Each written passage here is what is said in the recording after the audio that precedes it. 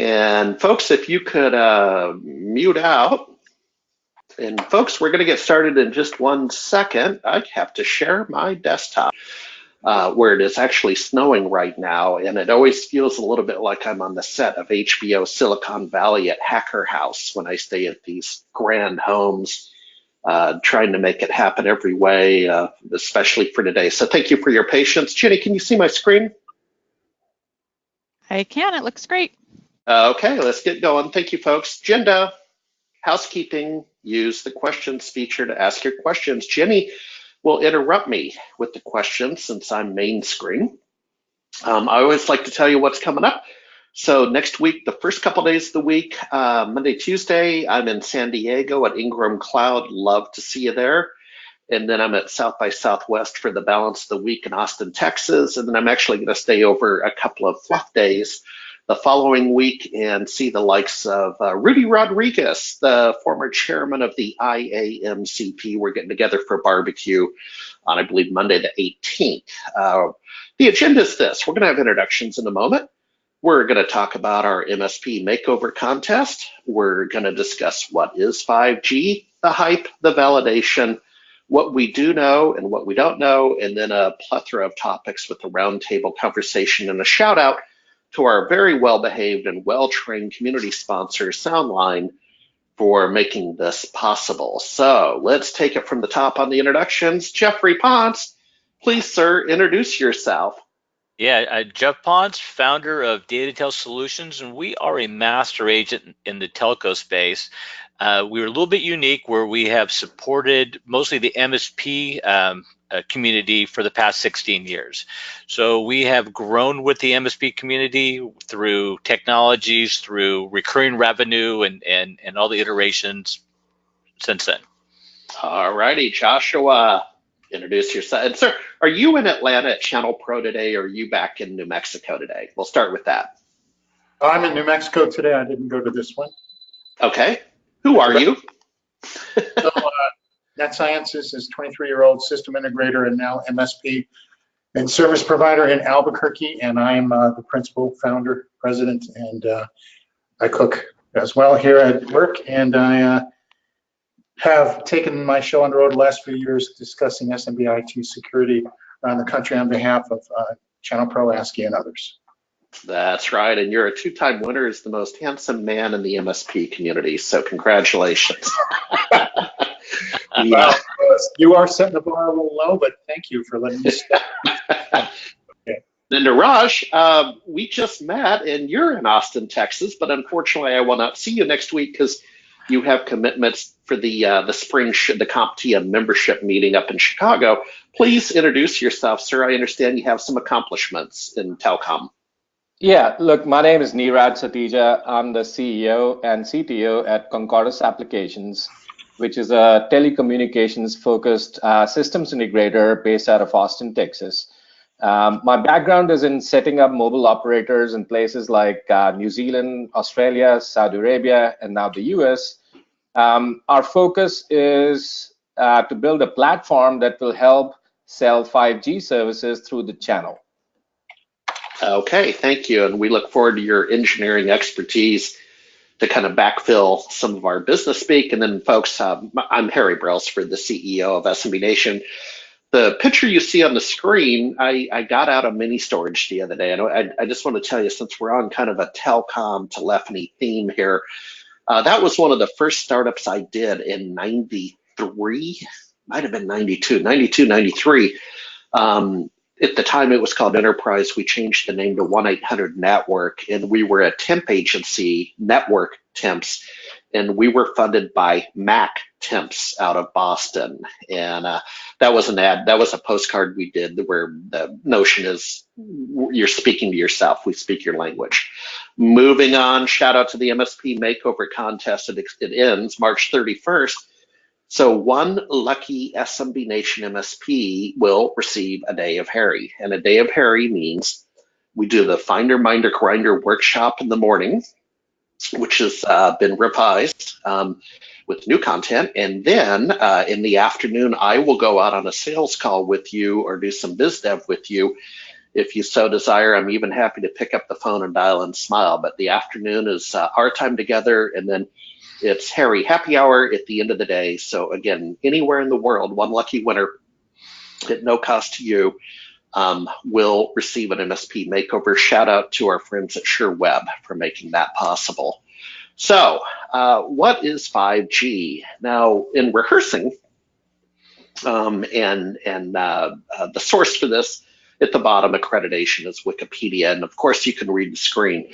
But Niraj, I don't want to read the screen, my friend. I'm going to ask you the question. What is 5G? Well, it's the latest cellular network standard that's succeeding 4G. And I guess just like any new version of a standard, it comes with lots of advantages or enhancements over 4G. The biggest one is the fast speed. 5G is going to offer a crazy speed of that's maybe 200 to 250 times faster than 4G. So to give you an analogy, 4G is typically between 1 to 200 Mbps. 5G is going to be about 20 Gbps over wireless, which is about 200 times faster. So you'll be able to download or stream. With 4G, you stream a Netflix movie in HD in about, a few seconds. With 5G, you'll be able to stream 400 of those movies in 8K at the same time. So it's fast speed, it's very low latency. 4G's latency rate is about 100 to 200 milliseconds. With 5G, it's 1 millisecond, which is real time. And one of the other big differences over 4G is that it's a software-defined network. So it gives you a lot of opportunities to connect devices and applications in real time, which was not possible with 4G. Okay, question for you. And I'm assuming the answer will be yes. In the transit tunnels in the city of Seattle, and I'm a big fan of transit because the roads are really crowded, they recently implemented some magic to where your mobile phone could hold the signal deep down in the tunnels. And it's really cool because you're kind of waiting for the light rail train. You can hold a conversation. Heck, you can even stream a movie. Niraj, my expectation will be that it will be the same when that day arrives for 5G, that there's going to be solutions that work with tunnels and that kind of thing. Is that a fair expectation? Yes and no. So 5G is not perfect yet, right?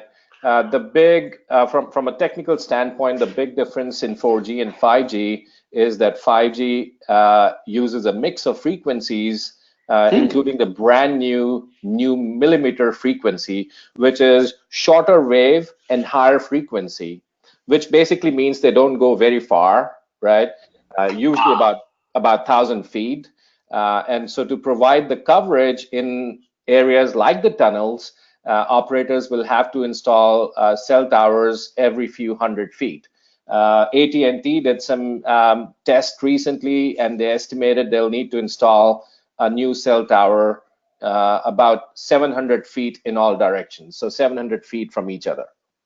Okay, and Joshua, we'll pick up on that kind of discussion later, where I have some points from you on density and materials. So we'll come back at that.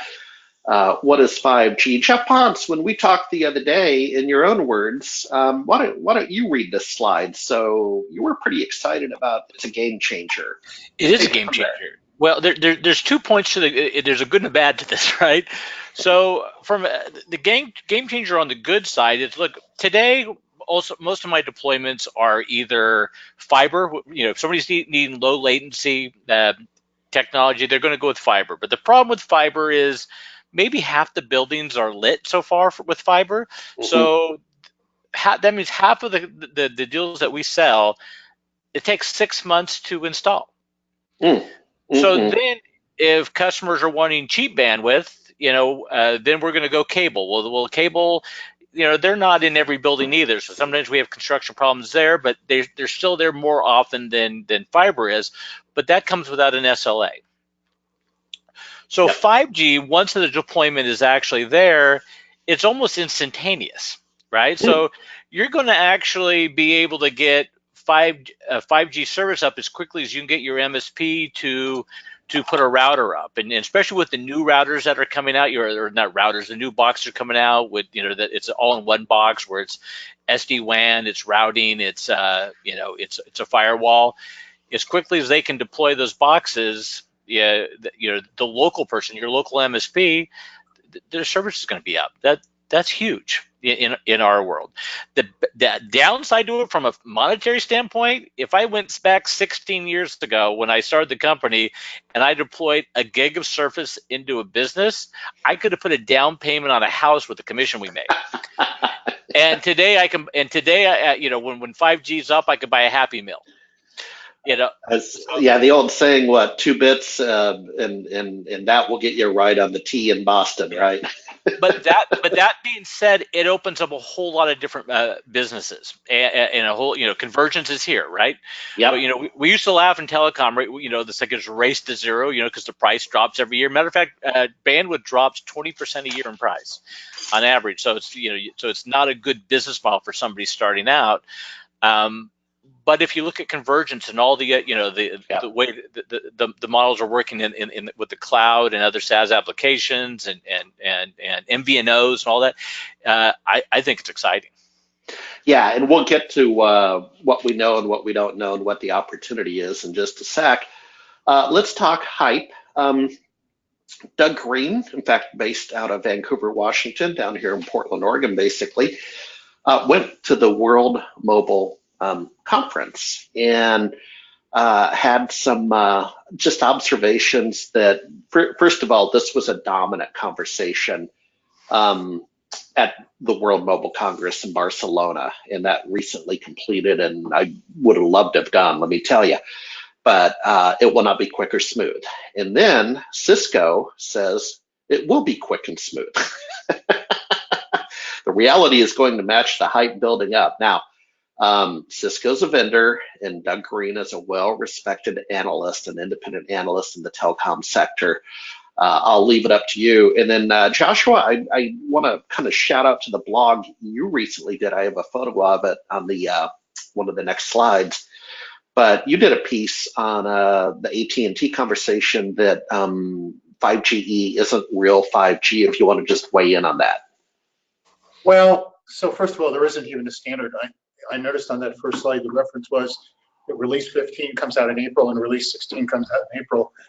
Haven't seen a standard on it yet. Yeah. Samsung has released technically their Samsung S10. That's the first device I'm seeing in the consumer space that says it's 5G.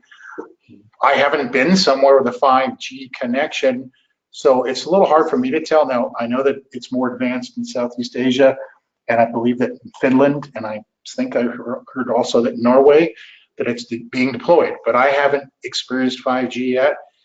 There's lots, as always in this industry, if there's one standard, there's 5, and if there's a standard, it can be bastardized, and so far there are people claiming 5G-like, much like they used to call Windows 7 compliant but not compatible, or compatible but not certified. There's a lot of noise and garbage and marketing going on. Yep. My concern about 5G has nothing to do with all that. It's just the 5G provides tremendous throughput, as we talked about, extremely low latency, as we already talked about, Yep. Limitations in penetration of materials and in actual transmission in Yep. terms of limited distances. But what it really does is open up the IoT market space, because there can be so many devices. So you and I spoke very briefly. Yeah, and Joshua, if you don't mind, I have a slide on that, and if I can just hold off on that, but I did want to give a shout out to your blog and your work, and again, I have a picture of that coming up. So we're setting the table for the roundtable in just a second, folks. Okay. Thank you. So Jeff, one of the comments you made the other day was there'll be quote unquote some MSP installation work. and you talked about the speed at which it can be set up is the second point, and the demise of the sales agent. So, Joe, let me call that out. The demise of the telephony sales agent. They'll have to learn a new way to make a living. Your point, not to put words in your mouth, was though that the sales agent used to come in and look at all the bills and come back with dramatic savings and make a commission. These guys are going to have to be retrained, eh? Completely. Yeah, no, completely retrained, but I wouldn't count them out because, Right. you know, if we look at the world we come from, right? Because I came from telecom, but I mostly attend technology events. I mean, I met you Right. many years ago, and so your typical telecom agent spent 90% of their got 90% of their training in sales, and 10% on the technical side. Their job was just to open a door wide enough so that an engineer could follow them through a door and help close a deal. The MSP was trained on the technology first, and maybe 10% of the time their time was put into sales. So these are complete dichotomies. Now the telecom agent can learn, you know, to sell to businesses, right? Because again, still to this day, you know, we sell solutions, not technology. Right.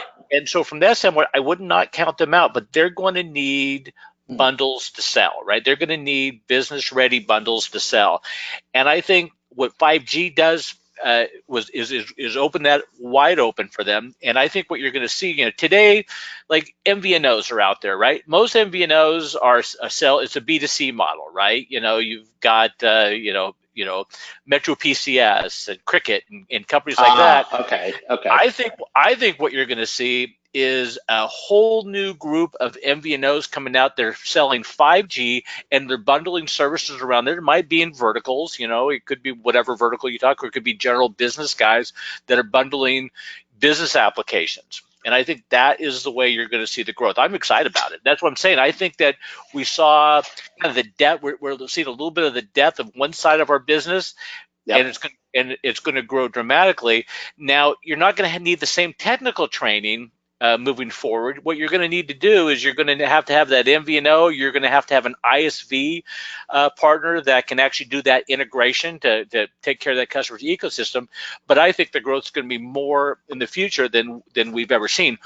But to Josh's point, it's going to take a while. It's going to take a while for 5G. I wouldn't be buying that first 5G phone. I'd wait a couple iterations.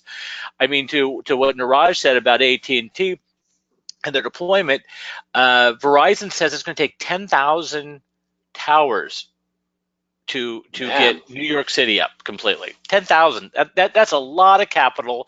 It's not, and it's spectrum and towers. You're talking about unbelievable amounts of money that's going to take to do this. All righty, and then a shout out to Joe Panettiere with that screen art. Joe was covering the 5G conversation from afar with the Mobile World Congress. But my point is if Joe Panettiere's discussing it over at channel E2E, then it's validated for MSPs. We don't know. And so some of my research talked about a Verizon 5G lab in New York City, of all places. And there was interesting conversation about the not only facial recognition, but also the rendering of digital humans looking real and providing customer assistance and that kind of thing. And, you know, it harkens back to what was one of the big challenges in the back in the day with games, where they just couldn't make faces look real for gamers.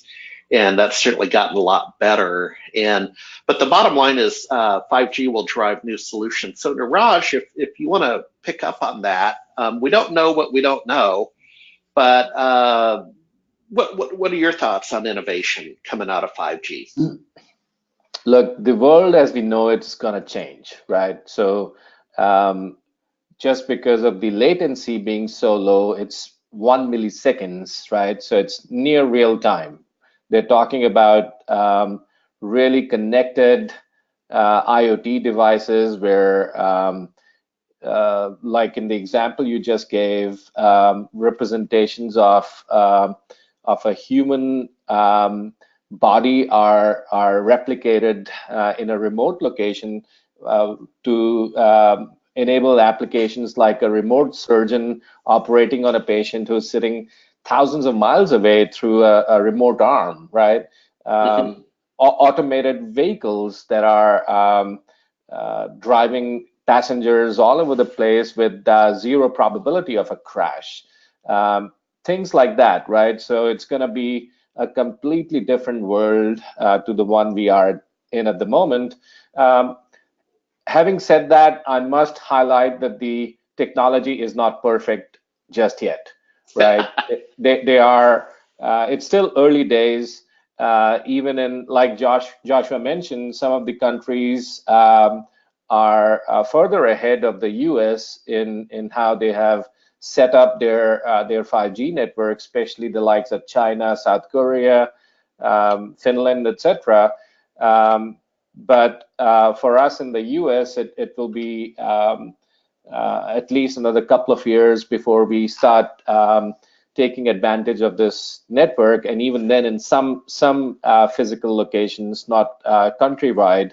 And once the network is available, the application developers would then be able to leverage that network and develop these applications we touched on. But in terms of how the world would change, you would have high-speed broadband in places that currently do not get that because of constraints of topography or whatnot. Yeah. You'll have the advent of industrial IoT. Everything would be connected, automated machines, industrious robots, all driven through a software application. Healthcare would be one of the biggest verticals to be impacted. High reliability and availability of bandwidth with low latency would enable some huge disruptions in the healthcare space. I've touched on the automated vehicles, but there's going to be all kinds of things, including the enhanced immersive experiences, augmented reality, and whatnot. Okay. Quick shout out to our community sponsor. Again, we like to present academic content here at SMB Nation with MSP Tech Talk. And the way we do that is we train our sponsors to view us as national public radio or public TV, where because of their generosity in underwriting our efforts, we are on the air. So if you could honor that and take a look at soundline.io. They have an MSP program, and we've worked with them for a few years, and they actually run our phone system. 5G use case, I can speak to this, and truly I can. I do a fair amount of stuff with Lenovo, and they're having their Accelerate conference in May in Orlando if you're looking for something to do. So I use the Moto phone, which has the mod concept, and they have a new mod out that you see on the screen for the 5G standard. That's all I know. And I am going to double click down into this in Orlando in May at Lenovo Accelerate. Feel free to join me. It's a fun conference. Joshua, want to talk to you. Then there's the picture of that blog, my friend.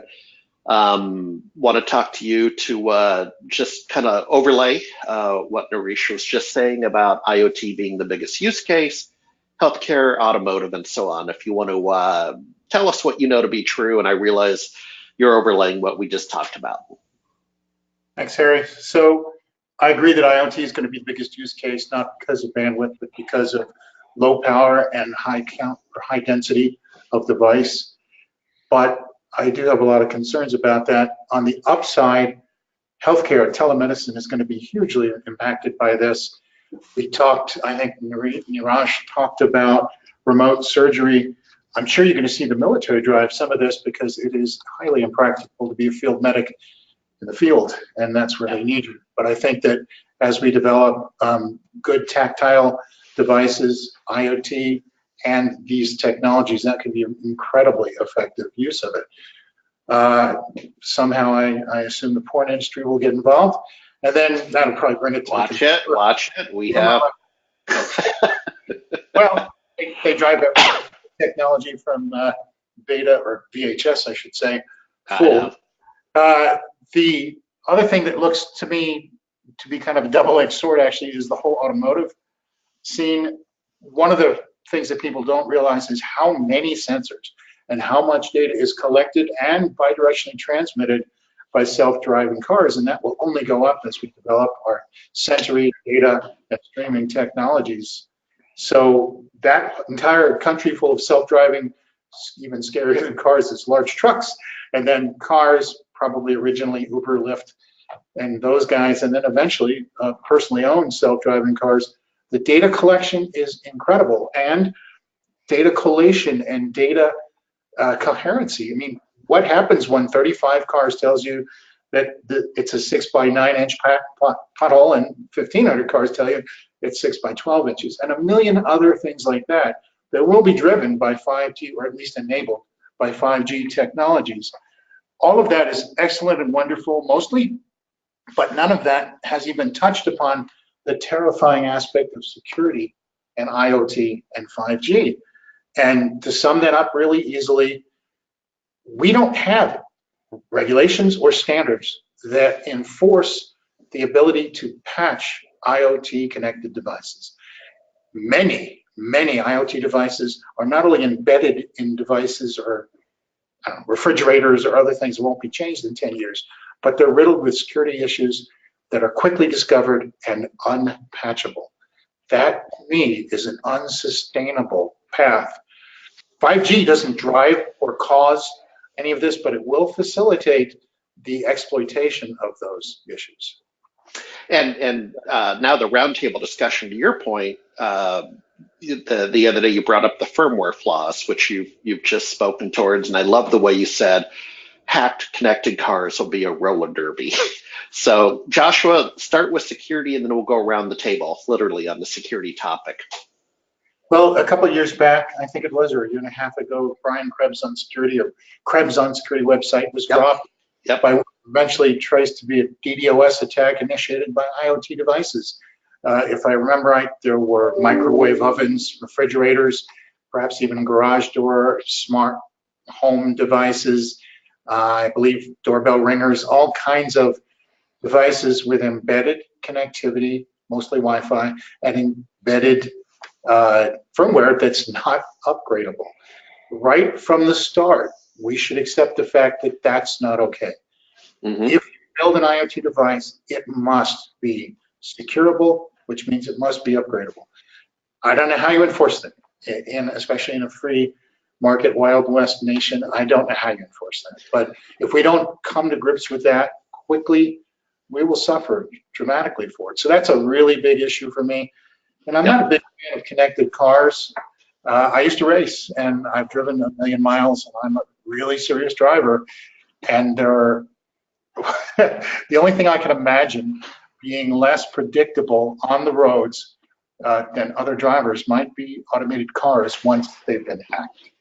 Yeah, and I would offer you folks, you can test that in a sense for yourself, is go out on some really snowy, icy, black ice roads and use cruise control, and let me know how well that works for you when something goes wrong in front of you. But Niraj, let's talk security. What would you like to contribute to security? And before you answer that, folks, be sure to use the questions feature to ask your questions as we get more into the roundtable stuff, and Jenny will interrupt us for that. Harry, Niraj, we actually do have Jenny? a couple questions. Okay. Hold off. It's up to you. No, let's, Niraj, stay on hold.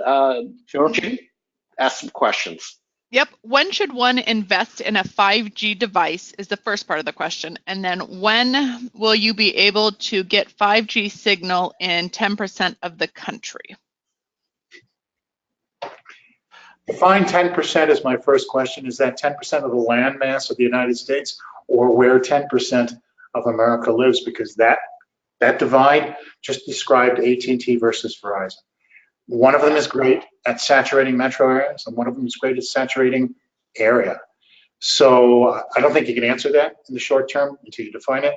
And I can't even really imagine when to trigger it, but from what I understand, 5G devices are firmware updatable. So once there's this firm standard that specifies antenna count and design and diversity, then I think it would be safe. When is that? I don't know. I would answer that question by giving my best guess.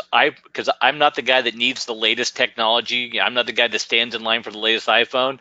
I probably won't be buying one until probably 2022 from all the estimates I'm hearing from Verizon and AT&T, because it's got to be actually deployed not just in my neighborhood, but actually in the metro area I live in, and the ones I travel to for work.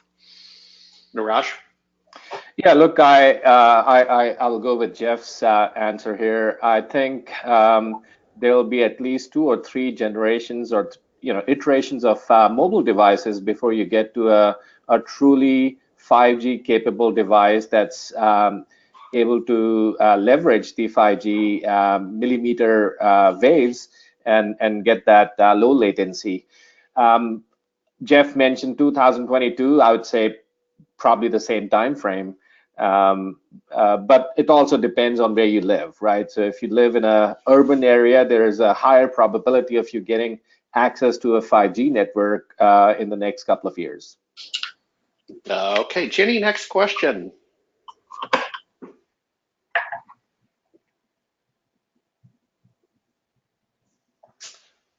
Okay, Jenny, that darn headset. We'll move on. Let's do IoT-isms. I'm sorry, Niraj, we were going to have you speak towards security, following up with Joshua's observations. So I echo Joshua's concern. Researchers recently found a vulnerability that's called the AKA, or Authentication and Key Agreement, which basically exploits the way your phone communicates with the cellular network, right? And this vulnerability allows potential data thieves to steal information from 5G airwaves. So these guys can actually intercept your calls and text messages, right? And imagine a 5G world where your microwave is connected to your smart home controller, and there's that vulnerability there. So a potential data thief would be able to look at how you use your microwave and all your devices in your household, your behavior with your mobile devices, etc. So to me, that is the #1 biggest concern with 5G at the moment. They are still working on finalizing those standards, as somebody mentioned. I think it may have been Joshua, but it's work in progress at the moment. So digital security is the #1 biggest concern for me at the moment with 5G. Alrighty. Yeah, and by the way, Harry never asked me to follow Niraj again on something technical.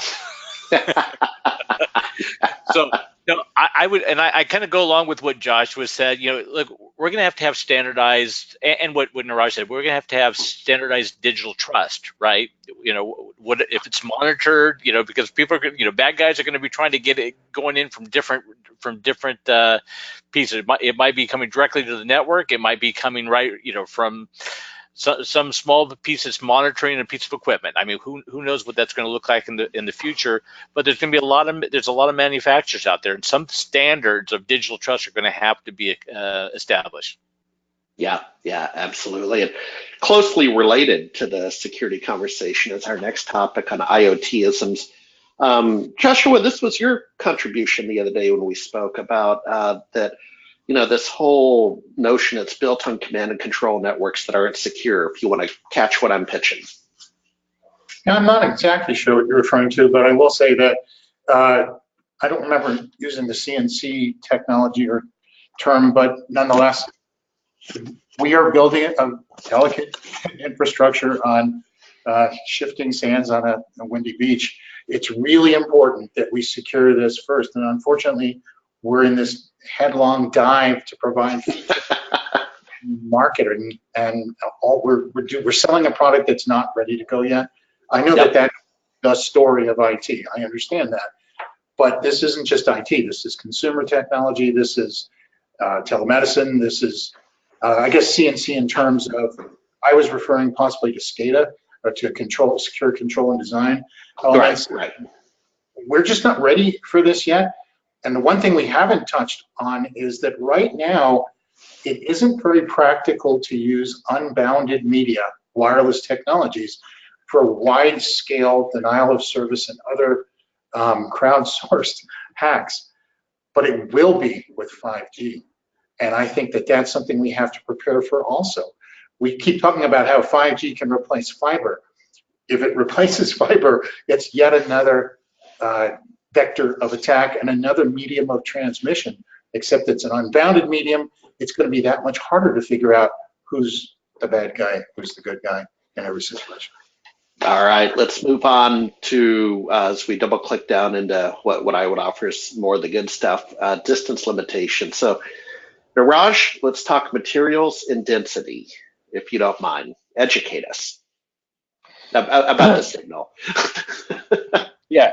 Look, as I mentioned earlier, 5G is built on this new millimeter frequency, which so 5G uses shorter waves that have higher frequencies, which basically means they don't go very far, right? Usually about 1,000 feet or so. So operators have to install a cell tower much closer than they had to in 4G, right? So AT&T estimates about 700 feet in all direction. Now, I want you to think about the cost, right? The cost to set up a 4G cell tower varies significantly based on the location, on the topography, etc. But the average cost is about $100,000 per site. But due to 5G's use of frequency waves that cannot travel through buildings or bad weather, so these shorter waves struggle to get through the buildings, and especially when it's raining, the 5G antennas are going to be needed in huge numbers, right? So they'll be installed a few hundred feet from each other. But these antennas are smaller and they are much cheaper, right? And I looked at some of the designs that they unveiled in the Mobile World Congress recently by the likes of Ericsson and Huawei, and they are no bigger than the size of a pizza box, except they're made of aluminum and they can be mounted on the side of a building or on a rooftop. Just the hardware would probably be in the vicinity of $100 when bought in bulk. But the real cost, however, would just like in real estate, is due to the location. So at the moment, 4G utilizes approximately 100,000 cellular towers, those mobile cell sites, not including those that are building attached sites. 5G is estimated to need about 300 to 400,000 new cell sites on top of existing towers that it can be piggybacked upon. And all that cost would need to be passed on to the customer. So according to Bureau of Labor Statistics, the average cell phone bill in 2000 was about $75 or $76 a month, which is about 50% higher from the $51 a month it was in 2007, which is when the iPhone debuted. But by 2019, it's forecasted that the mobile data traffic and from to and from the cell towers will grow by about 57%. And if the data plan stayed the same 4 years down the road, the average bill for consumer would jump up to $119, right? So it's gonna take a huge increment, huge steep increment from what it is at the moment. And even though all the big four wireless companies have lowered their data rates somewhat over the last few years, the cost that the end consumer is going to pay for 5G is going to be significantly higher compared to 4G.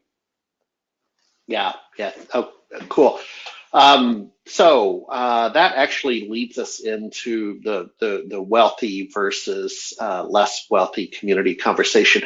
Josh, you kind of surfaced this, and we actually have a question that sets up this conversation a little bit better. The gentleman asked, so rural areas for 5G estimates on when they can get 5G would be ? For example, rural Northern California, rural Southern Oregon. So Joshua, you'll recall that my hope and desire, let me editorialize a second. Back home in Alaska, where I grew up, you still have wealth up there, even though Prudhoe Bay is on its last legs, but you got the permanent fund north of $50 billion for a small state. And Alaska has its challenges. I'll just leave it at that politically and geopolitical challenges. But if they would reach a consensus to invest in infrastructure like Finland in particular and another oil-rich country like Norway, there's no reason why Alaska couldn't lead in Arctic engineering and some other cool stuff. And they don't have the will to do that. But the way I set that conversation up, Joshua, was is 5G the answer for these remote villages? And that they're finally going to get the bandwidth we need, and there's a shining light bulb out there of somebody with a great new innovative idea in Antioch, Alaska, and so on. And that led to a conversation of us of rural versus urban. So let's pick that up, because you're in a relatively rural area, and you schooled me that no, 5G is not necessarily going to help Antioch.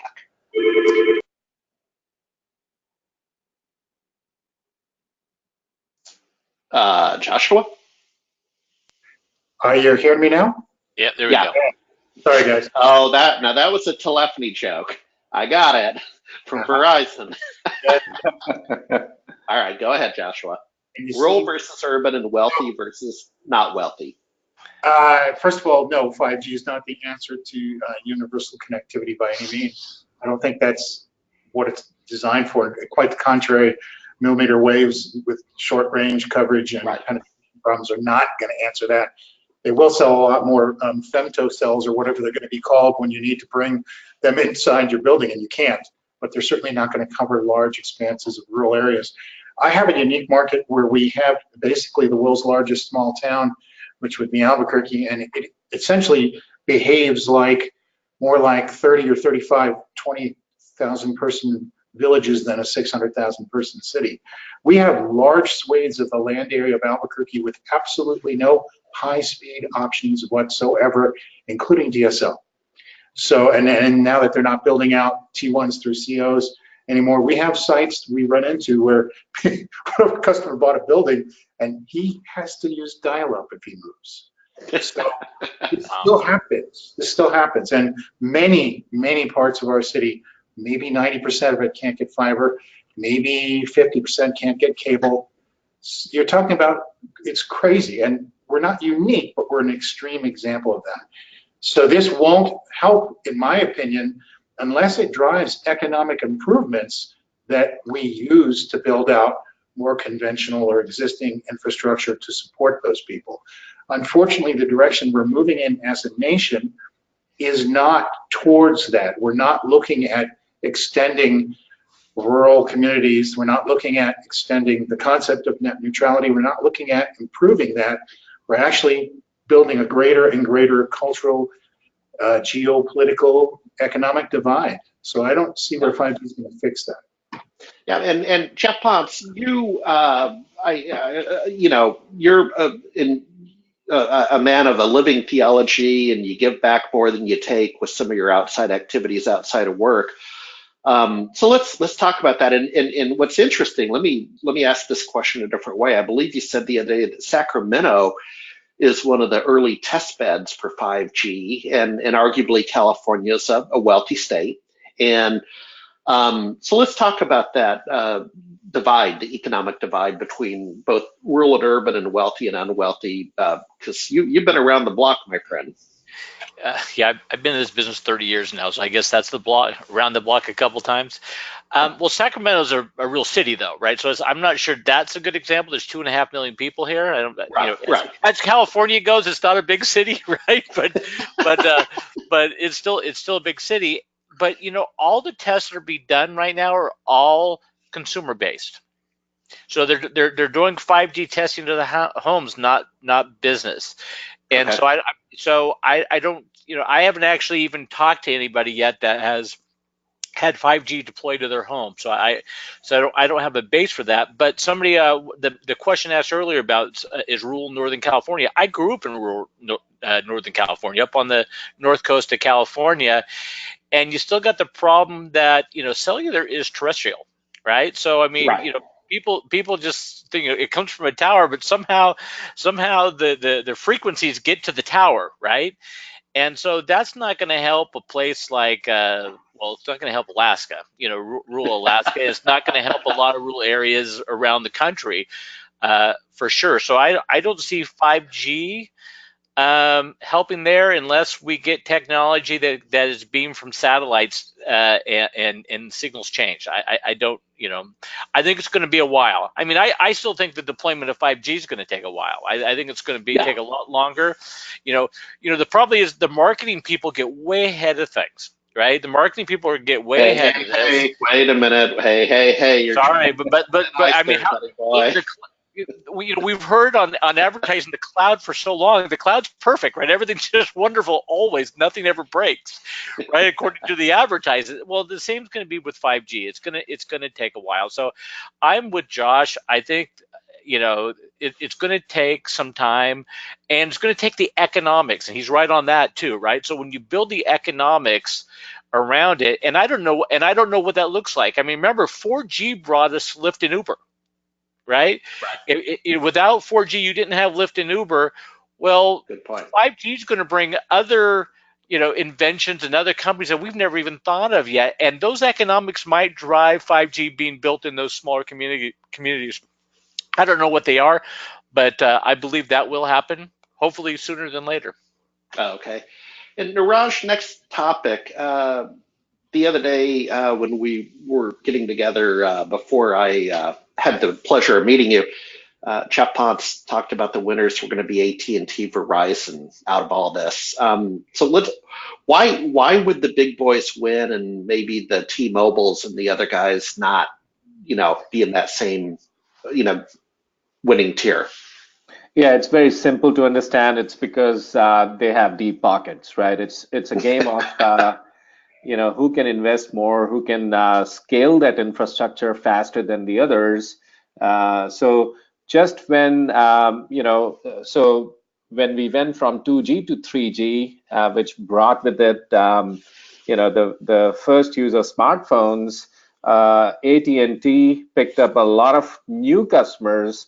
Net new customers, and also customers that switched from other carriers that did not have the capability to scale their infrastructure to 3G.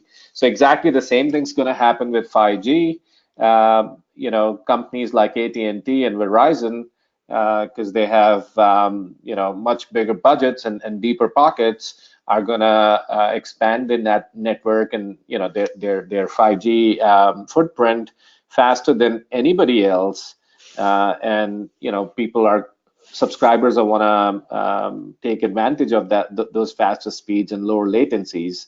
So yeah, the short answer is it's a rich man's game. Yeah, fair enough. Jeff Ponce, regulatory issues and compliance issues. You had an example of California in copper cable. Go. Well, right now, I mean, you've got AT&T and Verizon want to kill the PTS, you know, the public telephone network, right? Yep. But it's a very costly network to manage. I mean, you're managing all that copper, all that fiber. But the copper network in particular is they're not investing any money into it. It's falling apart. If you know anybody in New York, I mean, it's a disaster every time they have floods, you know, in basements. I mean, you know, whole buildings can go out. So Niraj brought up the point that the costs are going to be high on 5G, but if they can deploy, if the big guys can deploy enough 5G in order to augment regions, I think, and kill the PTSN, they could cost contain, right? Because it's not too expensive comparatively to manage a wireless network. Yep. Niraj, are you qualified to speak towards the regulatory environment and what you predict?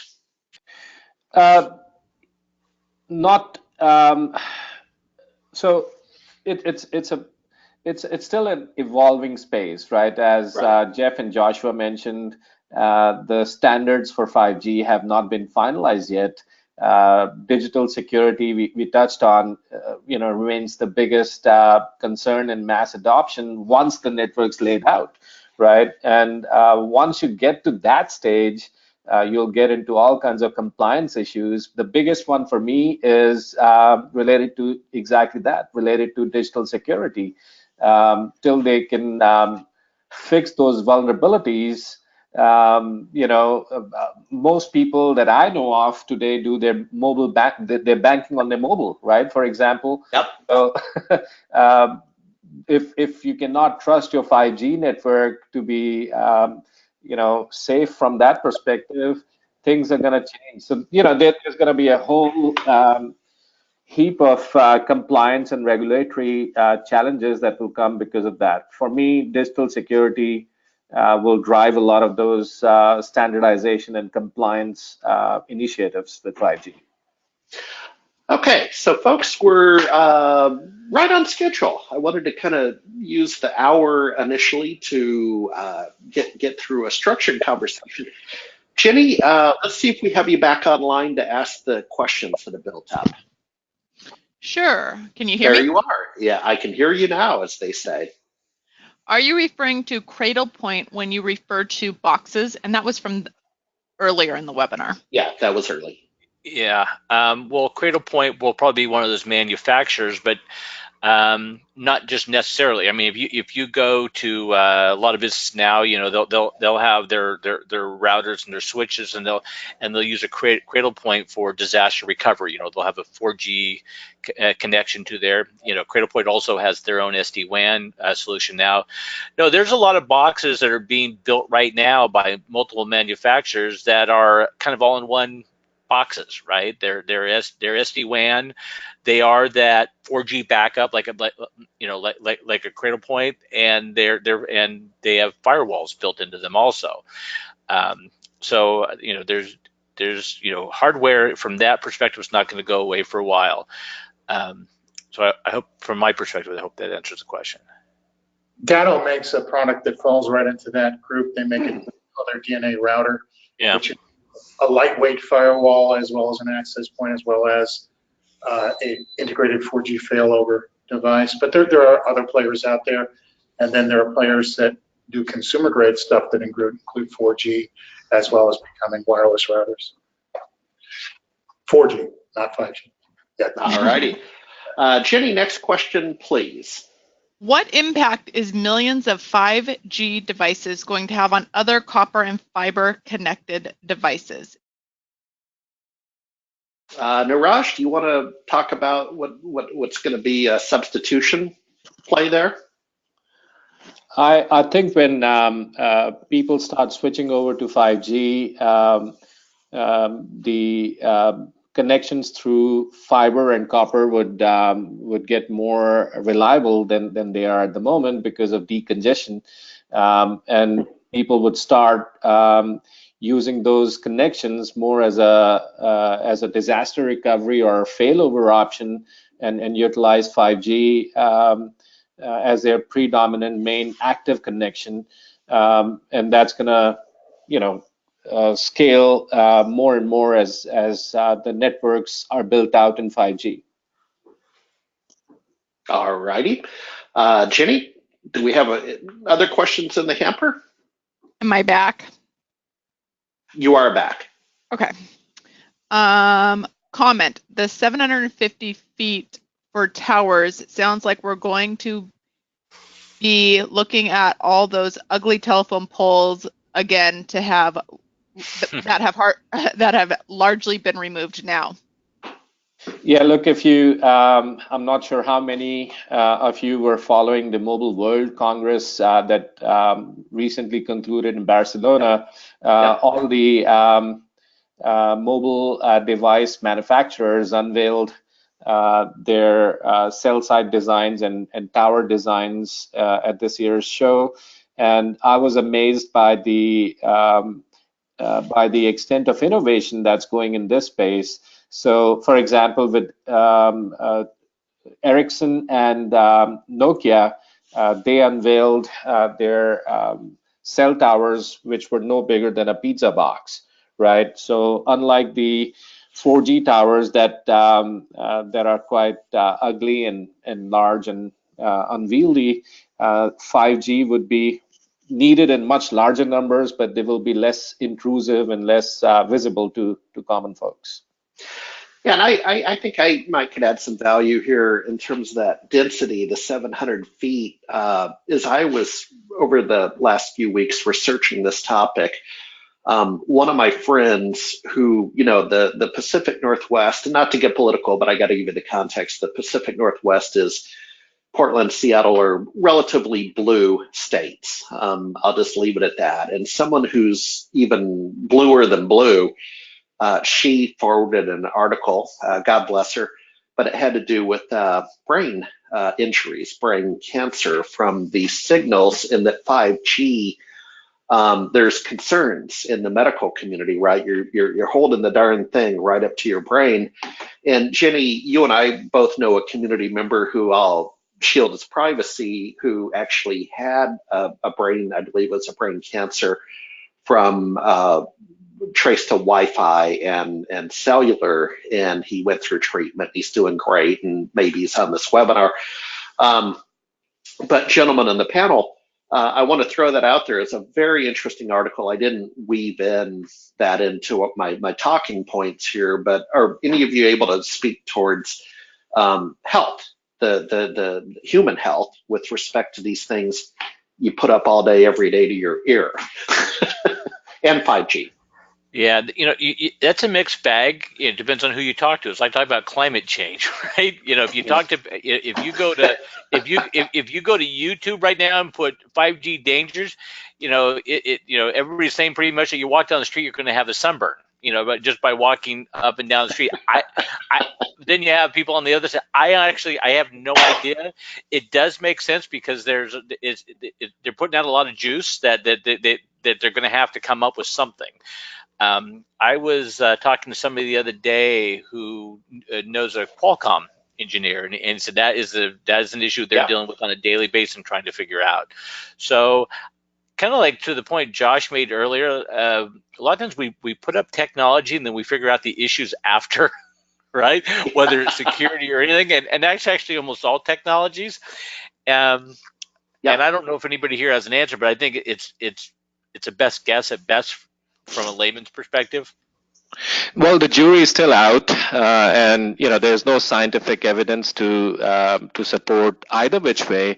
But for me, the most interesting thing was, so I've built a lot of mobile networks in my 22 years professional career, and when we first started out, 2G was the prevalent technology, and we had technicians go out to install cell sites or work on cell sites, and apart from the health and safety concerns with the sites being slippery, etc., there were no significant health concerns observed during the job or afterwards. But as the technology evolved, we saw more and more examples of people suffering from effects that are similar to radiation exposure. And the most interesting thing for me was recently it was in the media. AT&T does not allow its technicians to spend more than, I think it's a couple of hours, I may be wrong, 2 or 3 hours more, like in one session, one consecutive time slot. So if their technicians are working on a 5G cell site, they just can do it in that 2 or 3 hour slot, and then they have to disembark and go back in again after a while. There we go. Any other, Joshua, any other thoughts? And then we'll go to the more questions. Well, I would beg to differ on the climate change reference, but nonetheless, I do believe that it is too early for us to have good statistics. But one of the drivers behind that is creating enough different studies, controlling them, collating that data, and back testing them, and doing everything that's involved in really scientific research costs a lot of money. And the folks who would drive that research have that money. And the folks who would drive the research into the effort or the harm that might be caused by unbounded transmission of all types, including 5G, are probably not highly motivated to provide money to test whether they're dangerous technologies. I don't have any data that says that you get fried this way, and I don't know that it's any better to wear that little thing in your ear and let Bluetooth be up against your skull than it is to have 4G or 5G there. So I don't know that anybody can definitively say this is safe or won't be. And the other half of that argument is we probably won't know for 20 years because a lot of these effects are subtle, cumulative, and again, separating noise from signal in statistical analysis is hard. You need a large data set for a long time. So I'd say if you're worried about it, live in a tinfoil shed and hope for the best. And the rest of us will find out right about the time Medicare kicks in. Or you can join me in Antioch, Alaska as I go off the grid. So, Jenny, next question, please. I currently don't have any more questions. We've cleared them out. Okay, well, that is cool. So, I guess I would conclude that we surfaced a topic that is, forward-looking. Tough to see how to make payroll on the 15th with this technology as an MSP, much like a lot of the conversations we're having, but that's our goal. Our hope and desire is to lead the parade, not follow. With that said, a couple of final thoughts. I hope to see you in Ingram Cloud next week in San Diego, and it sounds like Jeff and Niraj in Chicago for the CompTIA Spring Membership Meeting, Women in Technology, and some other panels meeting. Then I'll be down at South by Southwest, and I'm also teeing up, and Niraj, this may be when we get together, I'm trying to tee up SAP, I believe it's called SAP Sapphires in Austin, April 1 through 3 down in the convention center. So I'll stay in touch with you on that. And then Josh, I'll just see you when I see you, man. I mean, the Channel Pro circuit and, Josh, you tell me, where are you going to be next that people come up and talk with you? Well, I guess I'll be at the CompTIA event, the 11th through 13th. I'm on the security panel. And then I think the next thing after that might be all the way in, it's ASCII in Dallas at the end of the month. And then the next thing after that is, I don't know offhand.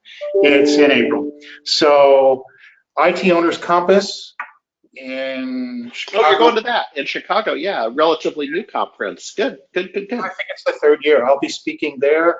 I'll be attending ASCII. I'll be on the conference, on the committee at CompTIA. And then it looks like Interop after that. I'm kind of going light this year. Oh, no, Channel Pro in Chicago a few days after IT Owners Compass. And I'll be speaking. Oh, okay. Well, I always like to make it sound like we're a talk show on HBO or late night about we'll be playing in Las Vegas and Nashville. And speaking of Nashville, guys, I think as we speak, isn't it Robin Robbins boot camp right now in Nashville? Yeah, today's the last day, I think. There you have it. Okay, so Jenny, assuming the deck is clear, we're going to go ahead and sign off, and I'm going to go do what I do down here in Portland and take it on home to Seattle. Have a great day, everybody. Next MSP Tech Talk is March 20th, and it is our first Women in Technology panel with some new names that are not as familiar in our community. So an IBM executive, and I'll just leave it at that. Jenny, thanks for your help in the radio control room. Everybody have a great day. Hey, Harry, I want to correct a misstatement. I'm sorry, the boot camp is the 5th through the 8th, my mistake. So it is going on for the rest of the week. Sorry about that. Okay, thank you, sir. Thank you. Have a great day. Bye-bye.